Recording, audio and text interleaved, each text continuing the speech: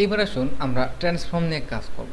Transform অনেক মজার একটি প্লাগইনস বা ইফেক্ট। এটি ভেক্টর বেস এবং অ্যাডোব ইলাস্ট্রেটরের বিশেষ করে ইফেক্ট, এবং অ্যাডোব ইলাস্ট্রেটরের যেহেতু ইফেক্ট, সেহেতু আমরা নতুন একটি লেয়ার এখানে নিই। আমরা জাস্ট এখানে একটি বক্স তৈরি করি স্ট্রোক কালার ছাড়াই।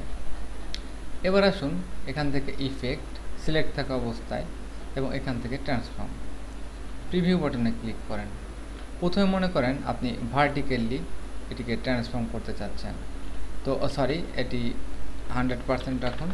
এটি ভার্টিক্যালি এটিকে জাস্ট মুভ করাতে চাচ্ছেন, তো আপনি এতটুকু মুভ করিয়ে তারপর আপনি এটি জাস্ট প্রিভিউ দেখলেন যে এটি মুভ করলেন।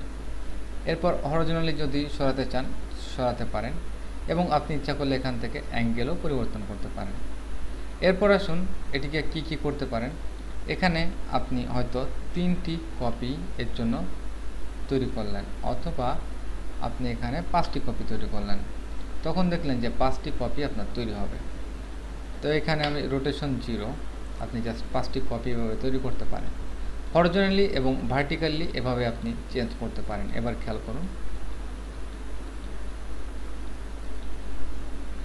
তারপর সবথেকে মজার ব্যাপার হচ্ছে আপনি এখানে র্যান্ডম সিলেক্ট করতে পারেন।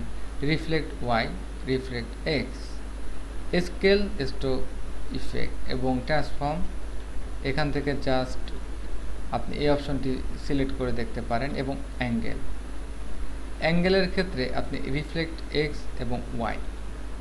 আপনি যদি এখান থেকে এবার সাইজ পরিবর্তন করেন, তাহলে আপনি দেখতে পাবেন যে এটি এক প্রকার ইফেক্টে পরিণত হবে।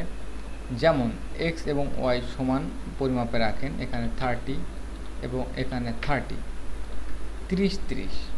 ওকে, তো 30-30-এর ক্ষেত্রে আপনি এখানে জাস্ট 8টি কপি করবেন। আপনি এখান থেকে 50-50 এবং এখান থেকে কপি একটু বাড়িয়ে নিন। এবার আপনি বিভিন্ন এরিয়ায় রোটেশন করে দেখেন যে কোন এরিয়া থেকে রোটেশন, এবং ভার্টিক্যালি হরিজন্টালি আপনি এটিকে জাস্ট চেঞ্জ করতে পারেন। আমি এটিকে আর একটু সুন্দরভাবে বুঝিয়ে দিই যে এখান থেকে জাস্ট একটি ইলিপস টুলের মাধ্যমে একটি শেপ অঙ্কন করলাম। ইফেক্ট, এখান থেকে ট্রান্সফর্ম ক্লিক করলাম।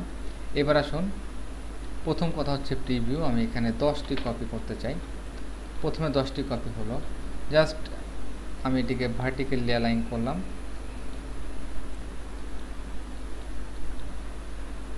এবং এখানে আমি রিফ্লেক্ট এক্স ওয়াই পজিশন এবং এখানে অ্যাঙ্গেল, আমি জাস্ট অ্যাঙ্গেলটি এখানে দেখতে পাচ্ছি যে কোন ধরনের এরিয়ায় আমি অ্যাঙ্গেল করতেছি।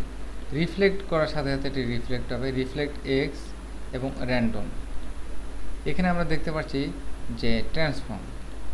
তো যাই হোক, আপনি যখন এটিকে রোটেশন করবেন, এর সাথে সাথে আপনি ভার্টিক্যালি সাইজটিকে একটু পরিবর্তন করলেই দেখতে পাবেন এটি একটি চমৎকার ইফেক্ট। এবং এখন যদি আপনি এটিকে জাস্ট এখান থেকে মুভ করিয়ে নেন, তখন আপনি দেখতে পাবেন যে অনেক চমৎকার একটি ইফেক্ট আপনি এখানে দেখতে পাবেন।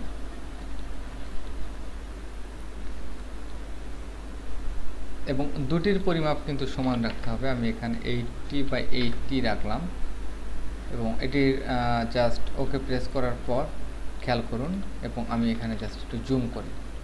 এটি হতে পারে একটি ইফেক্ট, এবং যেটি জাস্ট একটি বক্স সিলেক্ট হচ্ছে। এখানে কিন্তু এগুলো আপনি সিলেক্ট করতে পারবেন না। কখন সিলেক্ট করতে পারবেন? অবজেক্ট, এখান থেকে যখন এক্সপ্যান্ড অ্যাপিয়ারেন্সে যাবেন, তখন আপনি এখানে জাস্ট সবগুলাকে সিলেক্ট করতে পারবেন, এবং ইচ্ছা করলে কোনোটিকে আপনার ভালো না লাগলে ডিলিট করে দিতে পারেন, একটু মুভ করে নিতে পারেন।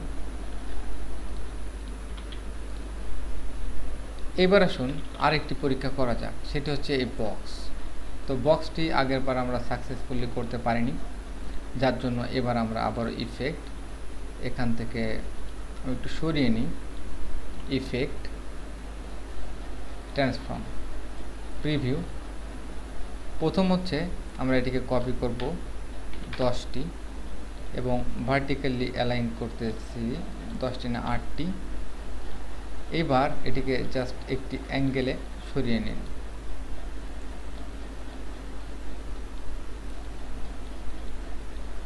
এবার এটির সাইজটি একটু ছোট করে নিন।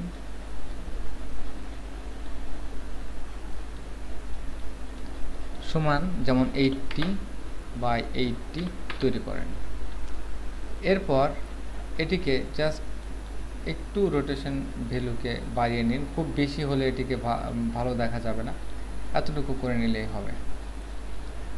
জাস্ট 300। এখান থেকে আমি কমিয়ে বাড়িয়ে নিতে পারবো। ওকে, ভার্টিক্যালি আপনি যদি এখানে জায়গা কমিয়ে দেন তাহলে এটির ঘনত্ব বৃদ্ধি পাবে এবং হরিজন্টালি আপনি এটিকে মুভ করাতে পারবেন। তো আপনি একটু বেশি জায়গা জুড়ে এবং বেশি কপি দিলে হয়তো এটি আরও বেশি কিছু অবজেক্ট এখানে ক্রিয়েট করবে। এরপর আপনি এখান থেকে রিফ্লেক্ট করতে পারেন। এখান থেকে রিফ্লেক্ট এক্স এবং ওয়াই র্যান্ডম করতে পারেন।